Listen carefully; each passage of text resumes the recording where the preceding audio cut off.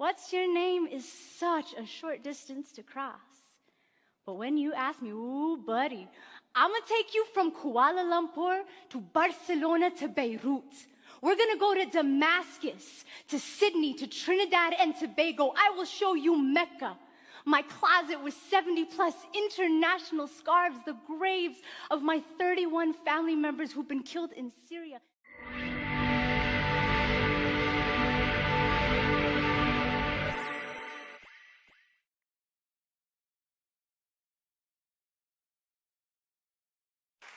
Whenever I travel, I carry a little metal box of Altoid mints because after a 4-hour, 7 a.m. flight, everyone has bad breath. So, almost anyone is willing to take the mint from the Muslim on the airplane. And I know I've been successful when my neighbor turns and asks, "So, what's your name?" You see, even if there was an elephant in the room, I'm still the elephant in the room. Yeah, when an elephant offers you mints on an airplane, I'm fully aware that it's not always easy to accept. So when the courageously curious do pop the "what's your name" question, I try to make it worth their while. My name is Amal. It means hope in Arabic. Most days, my name is waitress at my family's Damascus restaurant, full-time university student and then some, pre-law, world traveler, 11 countries. My name is I've performed poetry in 8 of those countries.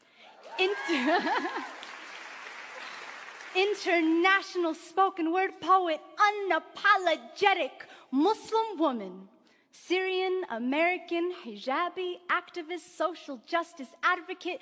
My name is writer, teacher, Colorado born, mile high baby. But at the airport, my name is random search.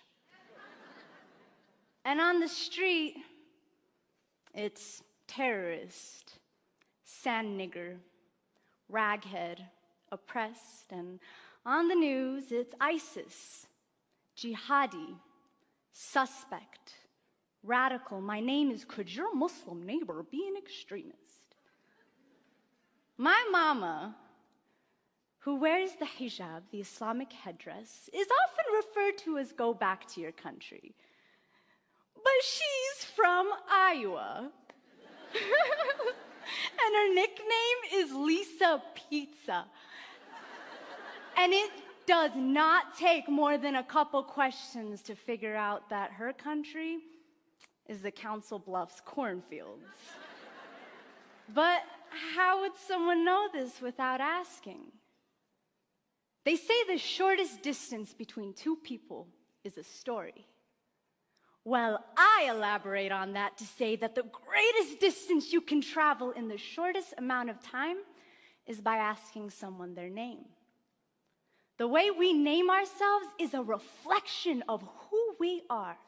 Our declarations, family histories, the things we believe, the morals we abide by, our homes, cultures, transformations. Like a Muhammad turned Mo, or a Lisa Pizza turned Iman. And how we name others and how, if we allow others to name themselves, is a reflection of our own declarations, of our courage and our fear. The malleability of a person's story must be self-determined, coming from the lips of the storyteller, not the anchorman, not the megaphone, not even the scarf on her head or the melanin in his skin, because no one can speak the names of billions in one breath unless it's in prayer.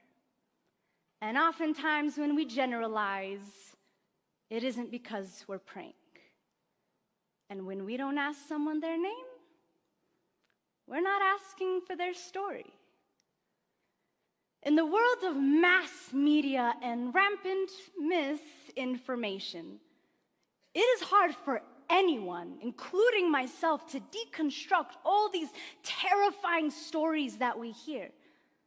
And sometimes, instead of isolating them, individualizing them, we tend to paint a group of people with a broad brush, until suddenly, everyone with a hijab on is a raghead that needs liberating. Or everyone with white skin is a racist cracker. Or everyone with black skin is a fatherless nigger. Or everybody who looks like my father is gonna blow up the airplane. Or if the killer had a light complexion, he's just a mentally fragile lone wolf. And we come to this point where we feel like we don't even need to ask people their names because we already gave it to them. In Europe right now, a monumental name change is taking place that has completely transformed a humanitarian responsibility. Countries are deporting refugees. But when you watch news coverage, these refugees are being referred to as migrants. Because let's face it, deporting migrants sounds way more reasonable than deporting individuals who have been forced to flee their country because of persecution, war, and violence. The United Nations definition of refugee. On September 11th, 2001, I attended a private K-8 Islamic school. And within the first hours of the tragedy, my school received 2 bomb threats. The word terrorist was not on my spelling list, but all of us kids picked it up pretty soon after. And in naming us terrorists amidst this mass tragedy that affected us as Americans too, in the words of Dalia Mujahid, we were not just mourners, but we were suspects as well. But a few months ago, me and my very handsome white boy-looking brother named Usama and I were at the museum buying planetarium tickets, and an elderly white man walked up to me and said, "I'm sorry about everything you must be going through right now. I want you to know that not all Americans believe what these buffoons are saying. And I want you..." Yeah, he used the word buffoons. And he said, "I want you to know that we stand by you." Now, had I not been wearing a little piece of my identity on my head, he wouldn't have known to tell me this. And even though he didn't ask me what my name was, he instead told me his. I have learned from experience that when someone really wants to know, they will be willing to cross that threshold of fear and find out that my name means hope. And then they'll have the courage to ask the much more important questions that probably only I can answer.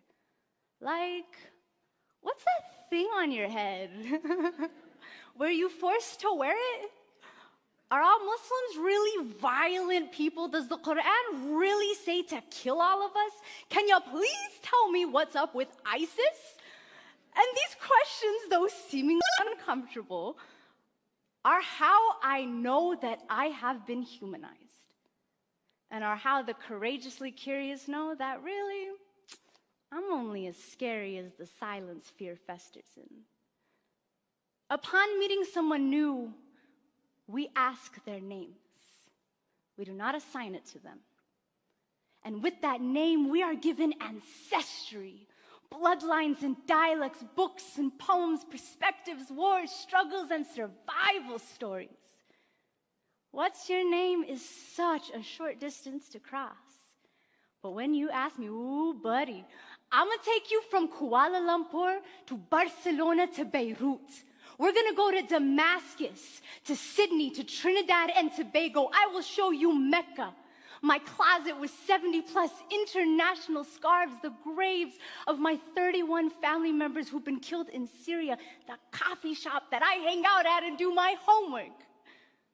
But we must have the courage to claim our curiosity, to go beyond anything we ever knew, anything we ever feared. But it takes two. The elephant who offers the mint, and the one who takes it.